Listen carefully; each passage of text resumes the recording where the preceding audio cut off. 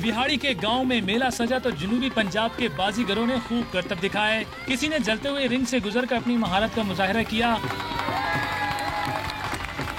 तो किसी बाजीगर ने मुंह से ही साइकिल उठा ली। एक बाजीगर ने दोनों हाथों में कुर्सियां थामकर छलांग लगाई और मुख्तलिफ करतब भी दिखाए।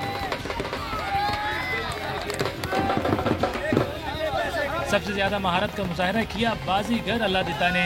ऐसे ऐसे करतब किए कि देखने वाले हैरान रह गए।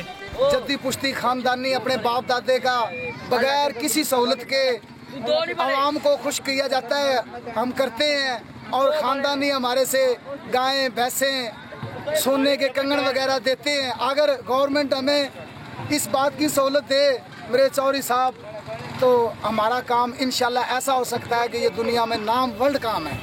लोगों की बड़ी तादाद बाजीगरों के करतब देखने पहुंच गई। अवाम ने बाजीगरों को दिल खोलकर दाद भी दी और नकद इनामात भी। बच्चे और बड़े ढोल की थाप पर भंगड़े भी डालते रहे।